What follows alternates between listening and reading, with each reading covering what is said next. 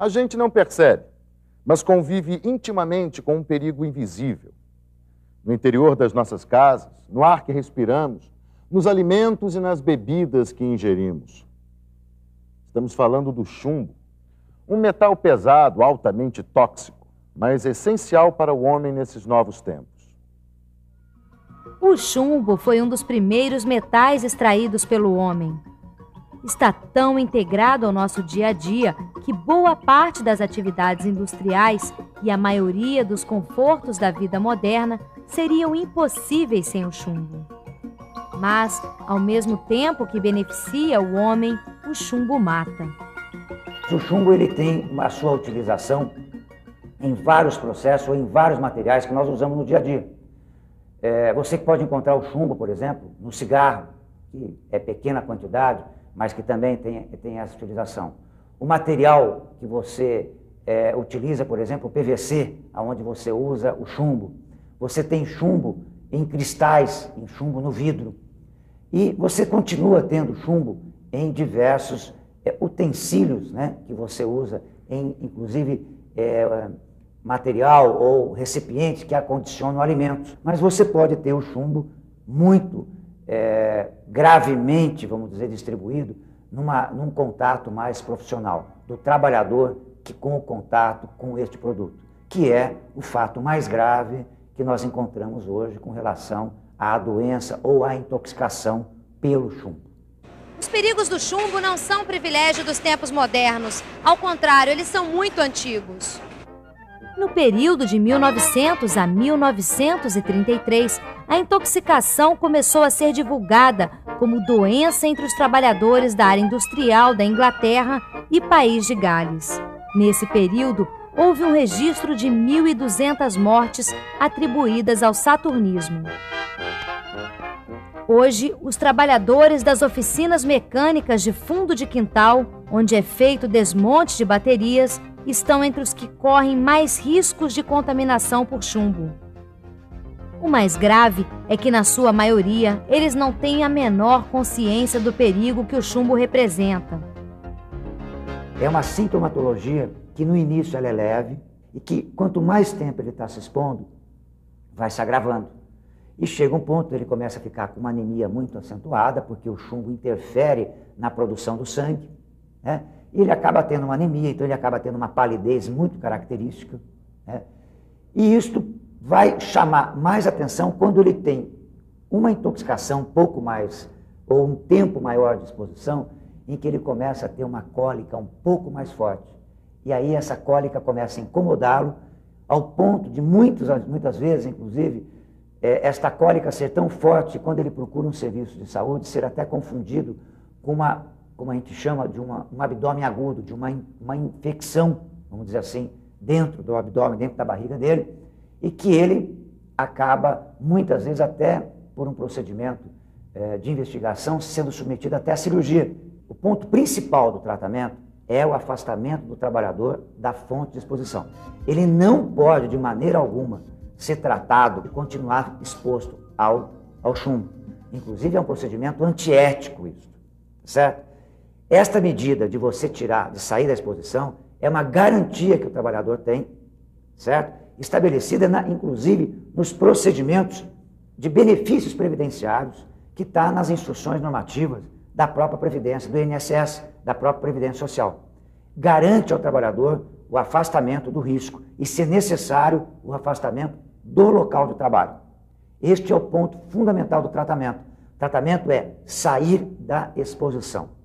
70% do chumbo que ingerimos vem dos alimentos, frutas, legumes, cereais, da própria água e de bebidas alcoólicas como vinho. O restante é proveniente da poluição atmosférica. A poluição ambiental do chumbo no Brasil, ela ocorre principalmente nos ambientes de trabalho, na fabricação da bateria e, posteriormente, na obtenção do chumbo a partir de sua sucata, uma vez que o Brasil não tem hoje produção primária de chumbo a partir do minério.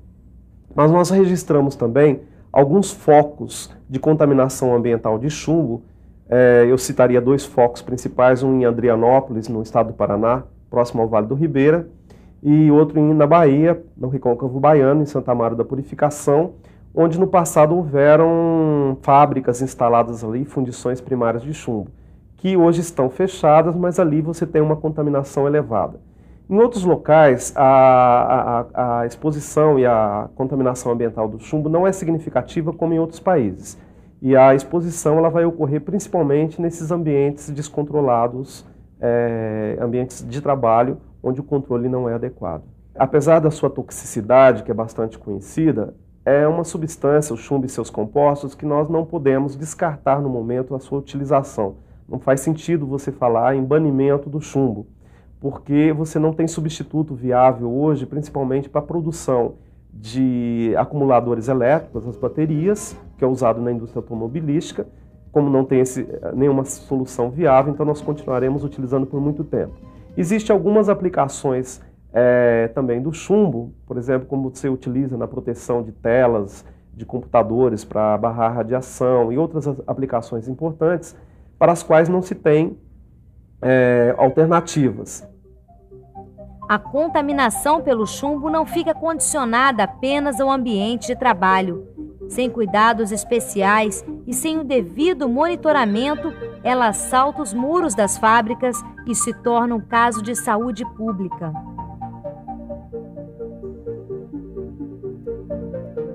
Em Adrianópolis, a gente desenvolveu um trabalho durante 2 anos, um trabalho de pesquisa durante uns 2 anos, tentando entender essa situação de contaminação. De um lado, dosando chumbo no sangue das crianças, por serem realmente as pessoas mais sensíveis, então a gente dosou também em adultos, mas os dados que a gente tem mais importantes são de crianças. Em função dessa sensibilidade maior, a gente trabalhou junto com o Instituto de Geociências da Unicamp, que fez toda a parte de avaliação de solo, de água e de sedimento de rio. Ou seja, a tentativa era de tentar entender se houvesse a contaminação, por onde que ela aconteceu e qual a magnitude dessa contaminação. A contaminação existe, o solo está contaminado, né, pelos dados do Instituto de Geociências e os dados também do Instituto de Ambiental do Paraná, que constatou contaminação do solo. Nesse processo de fundição e de refino, que é chamado de refino, de produção do chumbo metálico, né, da extração do minério, existe produção de fumo, de fumaça da fundição. E essa fumaça, esse fumo, que sai pelas chaminés de uma fundição primária, ela é rica em chumbo ou sais de chumbo, principalmente óxidos de chumbo, que são sais de chumbo, sim, com potencial tóxico importante. Certamente, ainda existem muitas fábricas funcionando de maneira precária em todo o país. Mas quais seriam as principais medidas para minimizar o problema? As medidas de prevenção, eu acho que a gente tem que trabalhar com, no mínimo, 3 aspectos. Primeiro, com relação ao ambiente de trabalho, medidas no ambiente de trabalho, medidas, então, de proteção do trabalhador no ambiente, aí as proteções coletivas e individuais que a gente pode tentar, as medidas de cunho de acompanhamento médico da condição de saúde do trabalhador e as medidas do ambiente em geral. O ambiente em geral, logicamente, que nós temos que tomar todo o cuidado, porque nós não podemos contaminar o ambiente, porque a contaminação, quer do solo, quer da água, reflete em consequências para aquela população, para aquela comunidade que vive à sua volta. Então isso tem que ser, os resíduos têm que ser adequadamente destinados e não pode estar sendo jogados a céu aberto, né, ou mesmo contaminando os leitos de rios. Para prevenir, o melhor seria substituir o chumbo quando fosse possível. Quando essa substituição não puder ser feita, algumas medidas de segurança devem ser adotadas. Nessa empresa, por exemplo, a produção de chumbo em óxido de chumbo é toda enclausurada. O manuseio, a utilização e o descarte do produto, além da ventilação e exaustão do ambiente, devem ser objetos de rigoroso controle por parte da empresa e dos trabalhadores. Cuidados com a roupa, vestiário e higiene pessoal também devem ser observados na prevenção da exposição. A informação é outra aliada do trabalhador. Ela deve ser clara, abrangente e reciclada permanentemente. É fundamental para que você possa ter prevenção que o trabalhador saiba do dano, do risco, do perigo que ele tem na exposição ao chumbo ou como qualquer outro risco.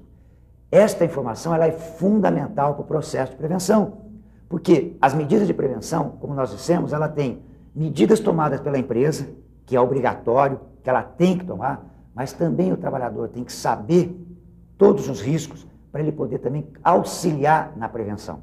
Ele tem que saber por onde que o chumbo entra no seu organismo, porque é só assim que ele vai entender por que ele tem que usar uma máscara, só assim ele vai entender por que ele não deve esquentar a sua comida lá, só assim ele vai saber que ele deve tomar banho antes de ir embora, que ele não deve levar a roupa para lavar em casa, porque senão a sua família vai acabar se intoxicando também.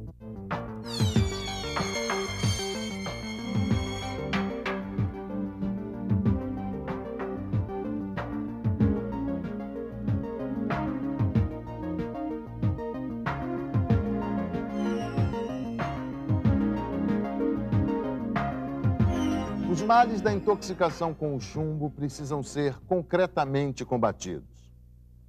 E como se disse aqui, o mais importante é começar pela informação. Tanto o trabalhador como os empregadores precisam saber dos riscos inerentes às suas atividades. Só bem informados poderão juntos encontrar as necessárias soluções. Fundacentro, trabalhando pela segurança e saúde de quem trabalha.